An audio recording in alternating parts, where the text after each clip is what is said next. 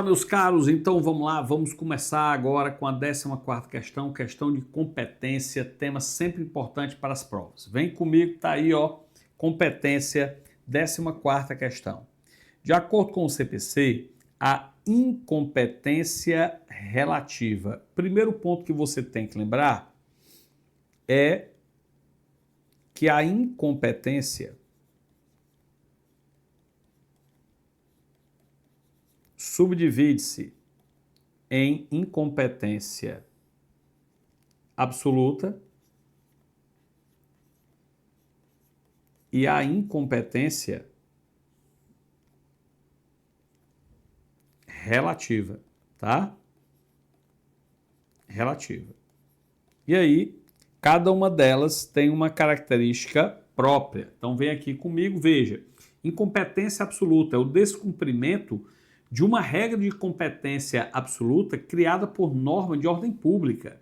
Então, é um vício muito mais grave do que a incompetência relativa, que é o descumprimento de uma regra de fixação de competência relativa, criada por norma dispositiva, portanto, vício bem menos importante do que a incompetência absoluta.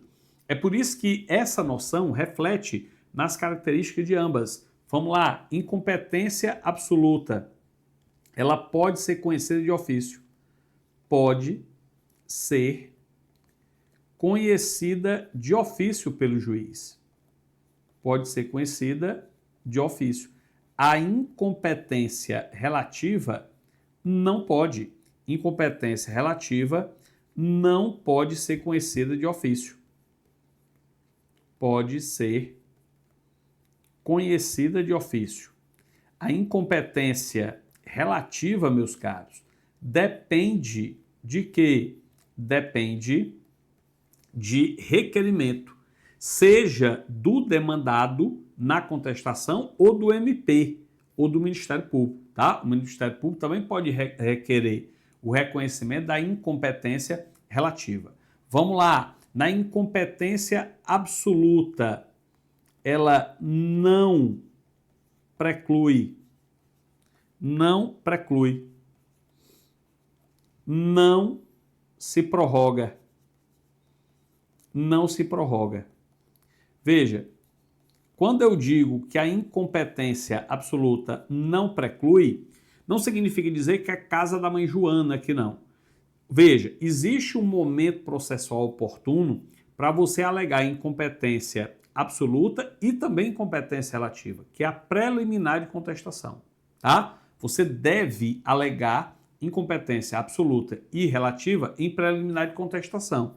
O problema é que se você esquece de alegar incompetência absoluta em preliminar de contestação, a matéria não preclui e, portanto, você pode apresentar posteriormente, inclusive em sede recursal, tá? Em sede recursal. Agora, na incompetência relativa não é assim. Na incompetência relativa, se você deixar de apresentar em preliminar de contestação, morreu Maria Preá. A matéria é sujeita à preclusão e, portanto, você não pode alegar posteriormente. E é exatamente por isso que se prorroga a competência do juízo. Então, aqui, ó, incompetência relativa preclui, tá? E é sujeita à prorrogação. Porque se você, réu, não alegar incompetência relativa em preliminar de contestação, o juízo que era incompetente passa a ser competente para o julgamento do feito. Agora, na incompetência absoluta lá em cima, isso não existe.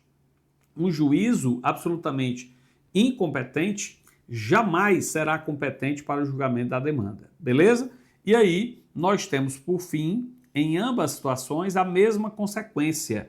A consequência jurídica é a remessa dos autos ao juízo competente. O CPC igualou esses efeitos dos autos ao juízo competente. Juízo competente. O CPC igualou esse efeito também para a incompetência relativa, tá? Remessa dos autos ao juízo, dos autos ao juízo competente. Perfeito. Agora vamos analisar a questão. O que é que a questão está dizendo? De acordo, deixa eu sair aqui da frente para você enxergar a questão inteiramente. De acordo com o CPC, a incompetência relativa. Item A. É visto que não pode ser superado por acordo entre as partes. Está errado. Está errado por quê? Porque, pessoal, presta atenção. A competência relativa ela pode ser modificada tanto por acordo das partes como pela conexão e pela continência. Quem não pode é a competência absoluta. B de bola, deve ser alegada mediante a exceção de incompetência relativa. Era assim na vigência do CPC de 73. Hoje não é mais. Como vimos, tem que ser alegada em preliminar de contestação. C de casa, não pode ser alegada pelo Ministério Público. Pode sim. Como a gente viu, a incompetência relativa não pode ser conhecida de ofício pelo juiz, mas pode ser alegada pelo réu ou pelo MP.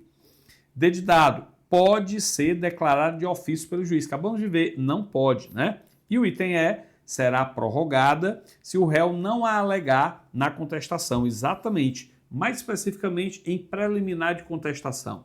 Se ele não alega, o juízo que era incompetente passa a ser competente para o julgamento do feito. Então vem comigo, tá aí, ó, 14ª questão, E de elefante.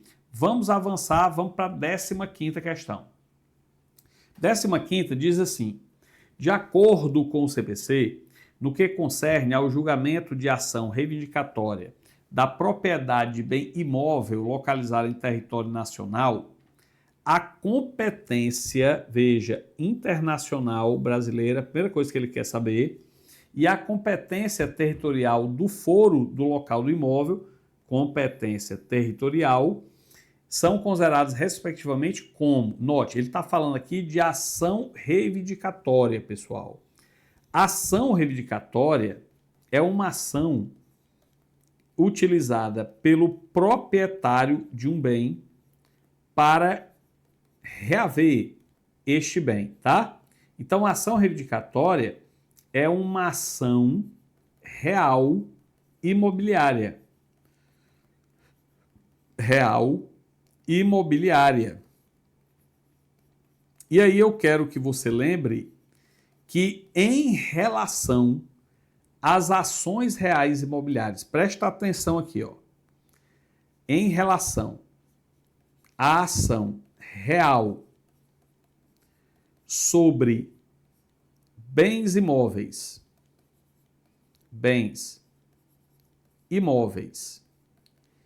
e também em relação às ações possessórias,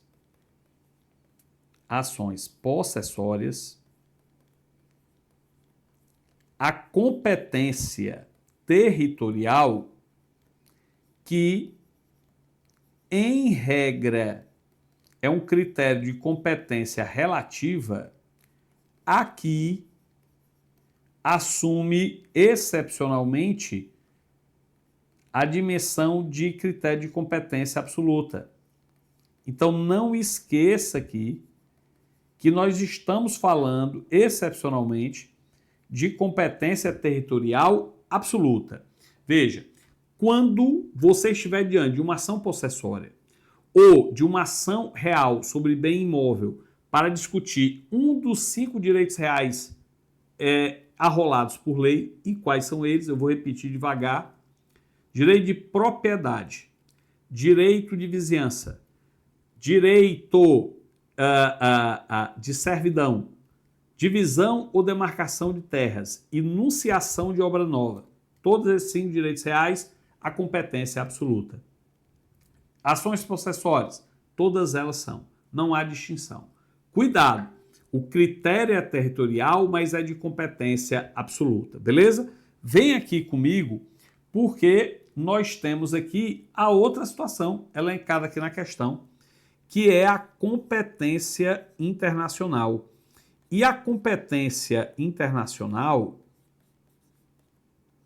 que na verdade há uma tecnia aqui do código, que deveria ser jurisdição, internacional, Mas competência Rectio aqui, jurisdição internacional, pode ser, concorrente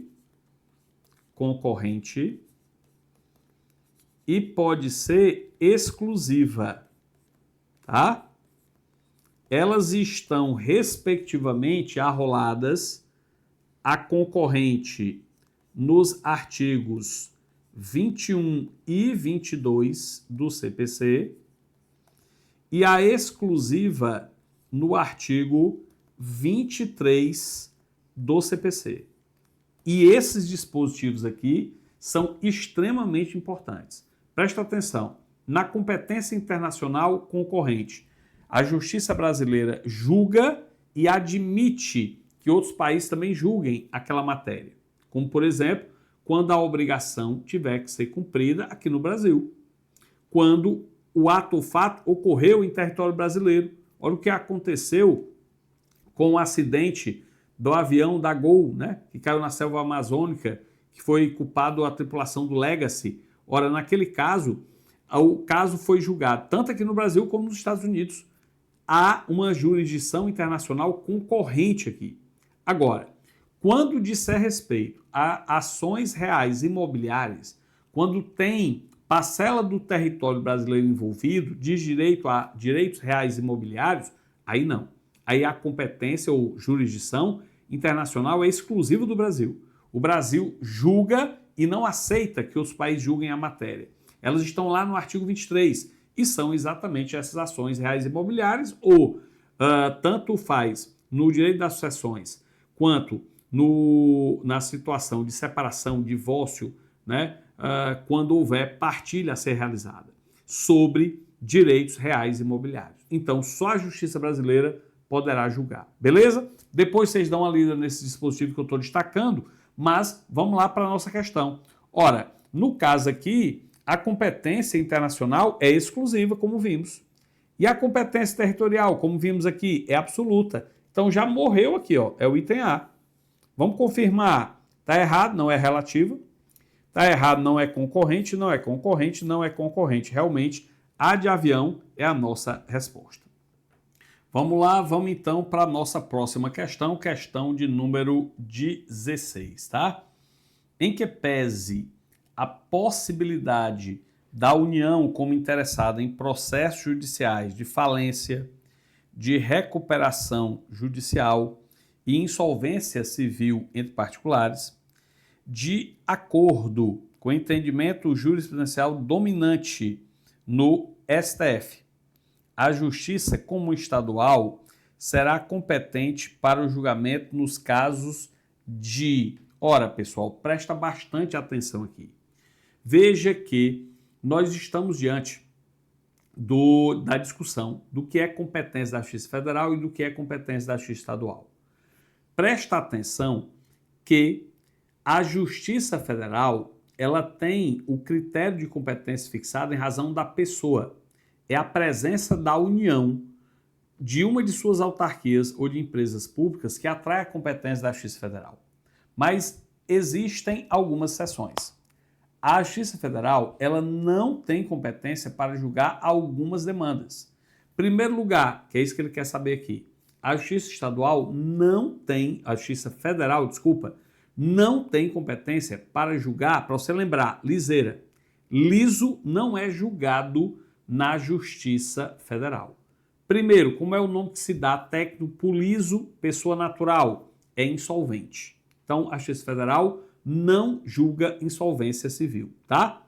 E a liseira da pessoa jurídica é dada ou pela sua falência ou pela recuperação judicial, o que não é julgado também pela Justiça Federal, já que ela não julga, como eu disse, liso. Então, olhe para cá que você já vai ver o seguinte. Ora, no caso, a Justiça Comum Estadual, ela será competente, mesmo diante da presença da União, para julgar o quê? Para julgar apenas falência? Não. Insolvência civil? Não. São as três liseiras, da pessoa natural e da pessoa jurídica. C de casa, falência, sim. Recuperação judicial, sim. Insolvência civil. Olha aí. C de casa, tá? Além disso, pessoal, a Justiça Federal não tem competência para julgar, obviamente, as ações de acidente de trabalho, nem as ações de competência da Justiça Eleitoral e da Justiça do Trabalho, claro, né? Beleza? Vamos lá, vamos para a próxima questão, questão de número 17. Segundo o CPC, as partes podem eleger foro em que será proposta ação oriunda de direitos e obrigações. Perfeito. Nesse caso, antes da citação, a cláusula de eleição de foro, se abusiva, veja, cláusula de eleição de foro, se abusiva, pode ser reputada. Pessoal, cuidado, presta atenção aqui. Nós vimos em uma questão anterior que o juiz ele não pode conhecer de ofício a incompetência relativa. Perfeito? E é isso aí. Agora, presta atenção que eu só posso modificar um critério de competência relativo pela cláusula de eleição de foro. A competência absoluta não pode ser modificada por vontade das partes, só a competência relativa. Então, observe que pode haver estipulação de uma cláusula de eleição de foro para critérios de competência relativa, territorial ou do valor da causa, mas é mais usado no critério territorial de competência. Agora, esta cláusula ela pode ser abusiva. E se ela for abusiva, note, antes da citação do réu, se o juiz perceber, ele pode declarar a ineficácia desta cláusula. Cuidado, ele não vai reconhecer de ofício incompetência relativa aqui. Ele está declarando a ineficácia de uma cláusula abusiva prejudicial a uma das partes do processo. E isso ele pode. Mas, repito, antes da citação. Após da citação, ele não pode fazer isso de ofício, fica na dependência da alegação do réu em sua contestação. Beleza? Então vem aqui comigo, porque ele está dizendo aqui, ó, abusividade da cláusula antes da contestação. E antes da contestação, realmente, essa cláusula é ineficaz, pode ser reconhecida a sua ineficácia de ofício pelo juiz, assertiva B de bola é a nossa resposta, beleza? Vamos avançar mais um pouco, vamos para a 18ª questão. Após a leitura das alternativas abaixo, identifique as afirmativas corretas. Então vamos lá. Ele quer saber aqui a respeito da conexão e da continência. Primeiro ponto que você tem que lembrar é que conexão e continência são critérios modificadores da competência. E por que eles foram criados? Para evitar aquelas decisões contraditórias diante de demandas análogas. As ações são semelhantes, devem ter o mesmo julgamento. O que é que não se permite é, diante de casos análogos, julgamentos totalmente distintos, tá? Essa é a lógica que você tem que entender. E o que é que as perguntas fazem? Querem saber sobre a conexão e a continência. Para isso, você tem que lembrar do que eu disse anteriormente. Através dos elementos de uma demanda, a gente vê essa diferença. Então, vem aqui comigo, porque eu gosto de montar aqui um esquema onde eu coloco aqui elementos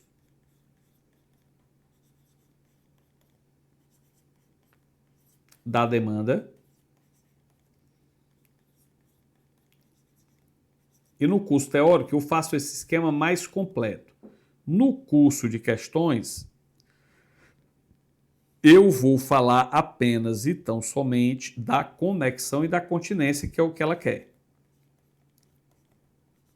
Lá eu ainda diferencio, no curso teórico, a litispendência e a litispendência parcial. E aqui, conexão e a continência. Lembrando que só há relevância em se falar de conexão e continência diante de uma pluralidade de demandas, duas ou mais, tá? Então, o que é que nós temos aqui? Nós temos, em primeiro lugar, as partes, a causa de pedir,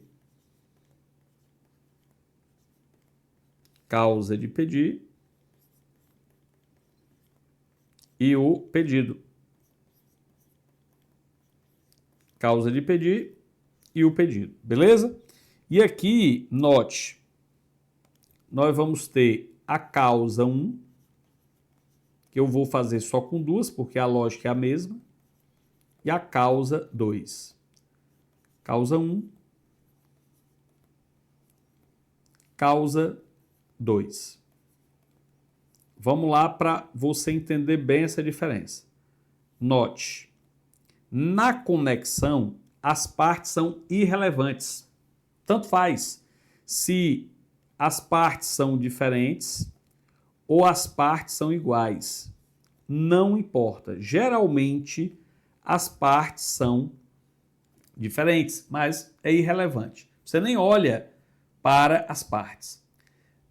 Existe conexão entre duas ou mais demandas quando lhes for comum a causa de pedido ou o pedido. Olha aqui, ó. Causa de pedido tem que ser igual ou, olha a conjunção que eu estou utilizando, ou os pedidos têm que ser iguais. Causa de pedir, a mesma. Pedido, o mesmo. E aqui a conexão. Na continência, note, as partes têm que ser iguais. Então, as partes têm que ser iguais. E a causa de pedir tem que ser a mesma. Então, é I a conjunção. E, obviamente, os pedidos têm que ser diferentes, porque se os pedidos fossem iguais, haveria litispendência. Porém, o primeiro pedido na continência, ele é menor do que o segundo pedido, estando nele contido. Isso aqui é que é continência, tá? Então, veja, conexão, igualdade de causa de pedir ou de pedido. Ou, não precisa ser os dois, é um ou outro. Continência, igualdade de partes e de causa de pedir. Os pedidos têm que ser diferentes, sendo que o primeiro pedido ele é menor do que o segundo, estando nele contido. Entendido esse gráfico, agora você responde facilmente a questão. Se não, vejamos. Após a leitura das alternativas abaixo, identifique a afirmação correta. 1.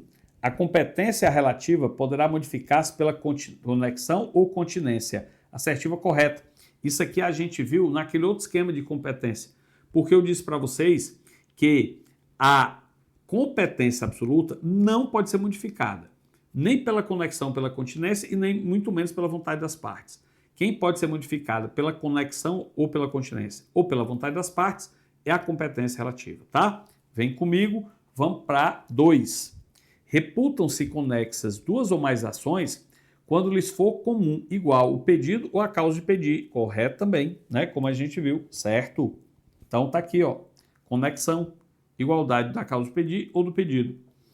3. Serão reunidos para julgamento conjunto os processos que possam gerar risco de prolação de decisões conflitantes ou contraditórias, caso decididos separadamente, mesmo sem conexão entre eles. Assertiva correta. Pessoal, cuidado. Há aqui a chamada conexão por prejudicialidade.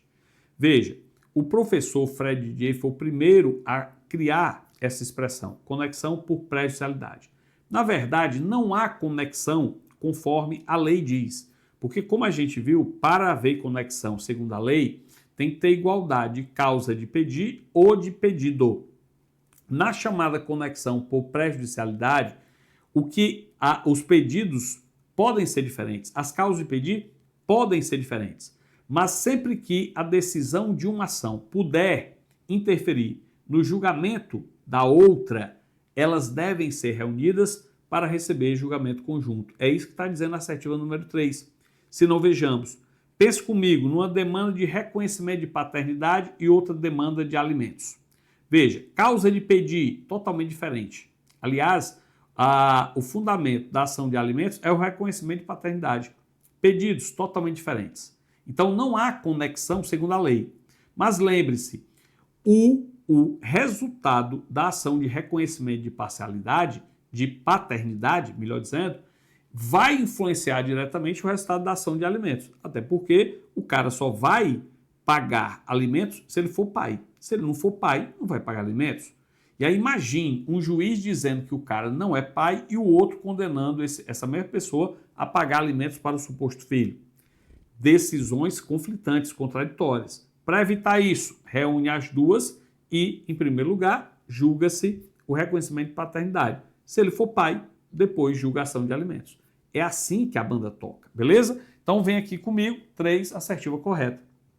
Vamos para 4. Dá-se a continência entre duas ou mais ações quando houver identidade quanto à possibilidade jurídica do pedido e a causa de pedir. Assertiva errada. Continência, como a gente viu, ó, tem igualdade de partes, igualdade de causa de pedir e o pedido é diferente, sendo que o primeiro é menor do que o segundo. Olha o que é que ele está dizendo aqui. E houver identidade quanto à possibilidade jurídica do pedido. Está errado, né? Nem se questiona em relação a isso. E causa de pedir. Então, a assertiva 4 está errada. 1, 2 e 3 assertivas corretas. A nossa resposta é D de dado. Apenas 1, 2 e 3 estão corretos. Beleza? E aí, a gente já avança para os sujeitos do processo. Estou tomando aqui uma água para a gente retomar. Sujeitos do processo, que é matéria relevantíssima, cai muito em prova. 19 diz assim: Francisco tem 15 anos de idade e é órfão de pai e mãe. Não possui tutor constituído e vive em companhia de sua irmã Raimunda, de 22 anos de idade. O que importa é que o Francisco é absolutamente incapaz, apenas com 15 anos de idade. Em decorrência do seu estado de necessidade, Francisco pretende ajuizar a ação de alimentos em face de seus avós paternos. Nessa situação hipotética, para o ajuizamento da ação, Francisco. Ora, essa 19ª cuida de uma figura muito importante para as provas, porque sujeitos do processo é um tema que é recorrente em prova.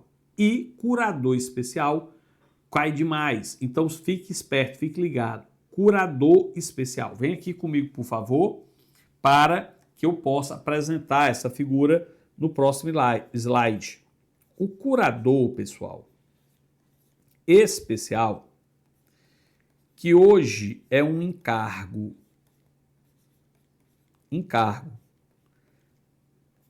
desenvolvido pela Defensoria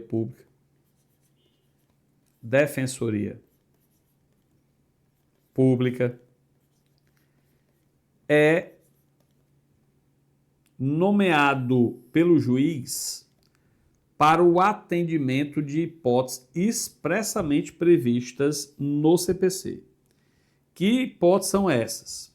São hipóteses em que a pessoa ou está na impossibilidade de ajuização, ou quando é muito difícil ela ajuizar a ação ou discutir a demanda em face de outra pessoa. Tá? Então, quando não tiver alternativa ou para beneficiar uma pessoa que está em evidente desvantagem, aí nomeia-se o curador especial. Primeiro é o incapaz, tá? Então vamos lá. Primeira hipótese, incapaz, mas não todo incapaz. É o incapaz que não possui representante legal. Ele não possui representante legal ou a colidência de interesse, a conflito de interesse com o seu representante. A conflito de interesses com o representante. A segunda situação é para o réu preso revel. Presta atenção. Não é qualquer réu revel, é o réu preso. O réu tem que estar preso e não contestou. Aí nomeia-se curador. E a terceira hipótese é o réu revel. Ele não contestou, é revel citado fictamente. Não pode ser citado pessoalmente. Fictamente. E quais são as espécies de citação ficta, né? É a citação por, deixa eu apagar isso aqui, tá? Citação por edital citação por edital ou por hora certa. Se ele tiver sido citado por oficial de justiça, pelo correio, aí, normalmente, pessoalmente pelo oficial, aí não vai ter, obviamente, curador especial. Nessa hipótese aí sim, ele terá, tá aí o esquema completo para você, tá? Voltando aqui, então observe, o que é que vai acontecer com o Francisco? Não necessita de representação processual, claro que precisa, ele é absolutamente incapaz. O problema é que ele é órfão de pai e mãe, não tem pai e nem possui tutor constituído. Lembrando que os absolutamente incapazes são representados por seus pais, tutores, né? Ou tutores, no caso. Vem comigo, B de bola, deve ser representado por sua irmã Raimunda. Não, pais ou tutor. C, deve ser representado por qualquer de seus avós maternos. Pior ainda, pode ser representado por qualquer parente de segundo grau. Não, pais ou tutor. E tem deve ser representado por curador especial. Aí sim, porque é uma das hipóteses em que a lei exige a nomeação de curador. Beleza? Com isso, pessoal, mais um bloco terminou. Vamos ficar por aqui. Na volta, a gente já vem na questão número 20. Forte abraço. Daqui a pouco a gente retorna.